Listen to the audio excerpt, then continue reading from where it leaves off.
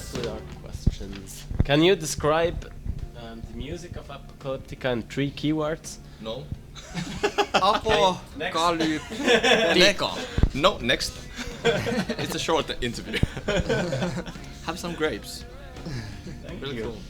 Apocalyptica's music in 3 words. Best ever music. The best ever. It's mainly instrumental rock. It's mainly instrumental. One word. Mainly instrumental rock. Well done. Jolly good. Okay. Look at the things that this person sticks into his ears. Yeah, but that's the reason, because I stick them also to my ass. You touch it. Well,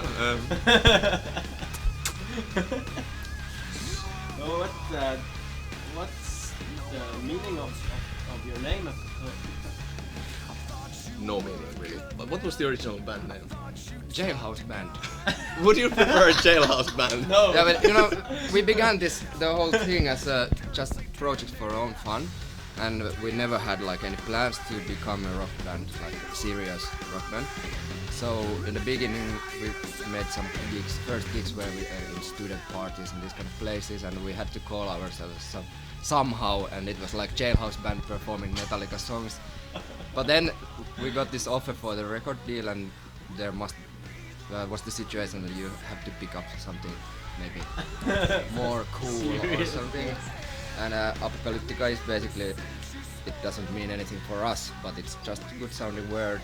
Like cliche. Metallica. Metallica connected in the ending of the word. And of course we feel like we are 4 horsemen of the apocalypse. Okay. And the coolest thing is that I wasn't then on the band, but the guys thought that it's really cool and international name. But though we have now like a record company based in London and New York, none of them can pronounce Apocalyptica. It's Apocalyptica.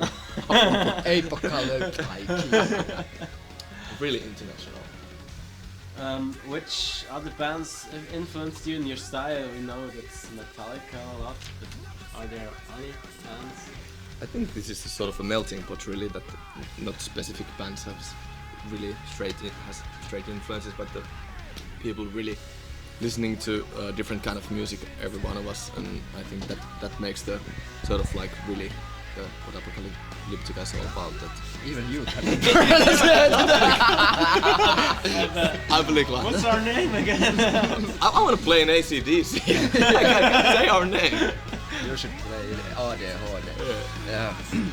Actually, Apocalyptica's influences come from really many different kind of places. So all kind of bands what we have been listening. So of course you can hear Slayer influences in some songs, even from the latest album. There is one really like Slayer kind of a song.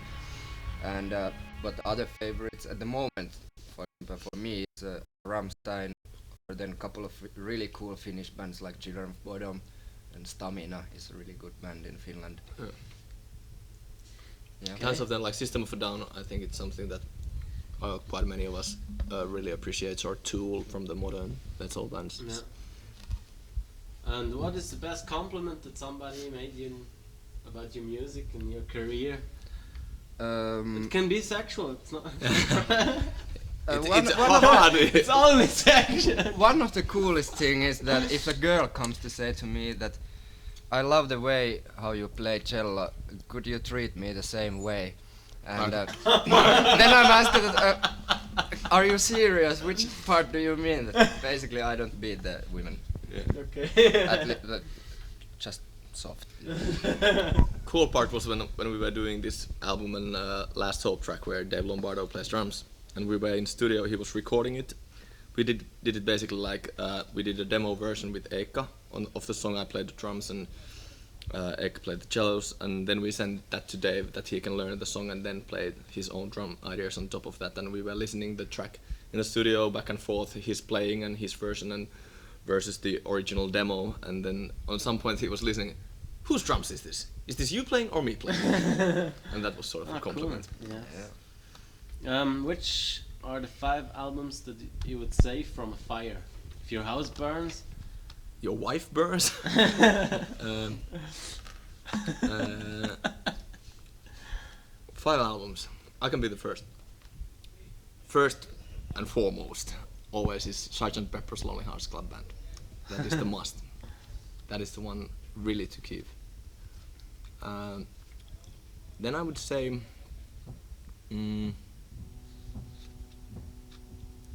that was a hard one. Who's next? The Who.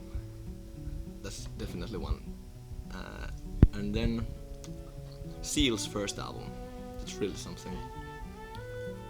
And Underworld's Everything, the live album they done, 97. It's really cool. How many have I said now? Four maybe. And one last is Neil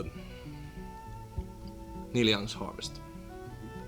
Okay. I would concentrate on saving own demos, demo CDs, that you would not lose your own music. But otherwise, maybe some of my classical or opera rarities, because all the else you can buy again. But if you have found something really extraordinary somewhere, it's difficult to find.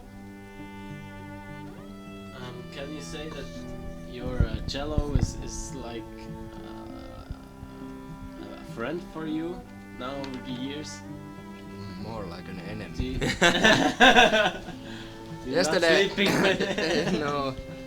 Yesterday I was practicing a little bit, and actually it was really funny because it sounded horrible. And then I said to Antero, to this one cellist, actually I do not like to play cello in any form, not as a hobby or neither as a profession. But luckily, yeah. But that was because I felt so bad in the practicing. But, Though you've been practicing a lot. yeah, once in a year. Always. It's really good. It's fantastic. There was this tragic incident in Finland now. Yeah, just got the newspaper from Yeah, fucking hell. that's really dramatic, and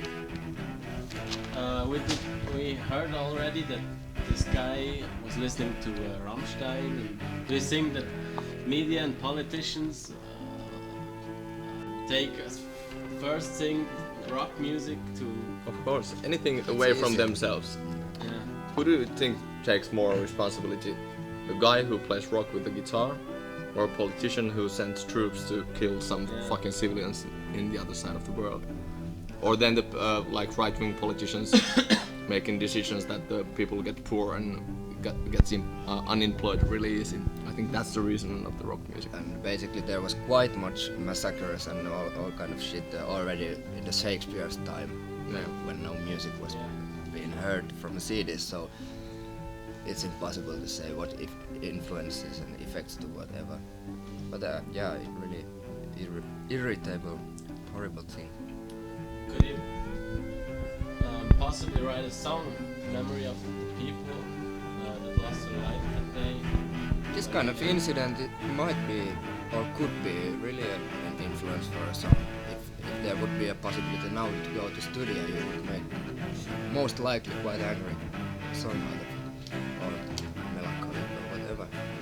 But everything what happens around, and of course this kind of happenings, they affect for your own life as well, because it's happening in our home country, so it's really like in our backyards. This, of course, it affects, and everything that happens in the world somehow affects their own work.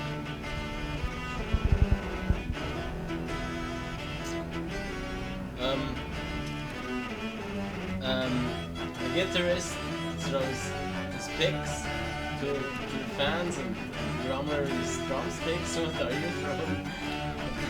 I'm throwing up.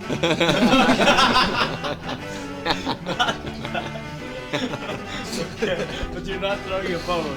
No, No, it fucking cost 5,000 euros. Yeah. On one festival or one place we were doing a show, we went off stage.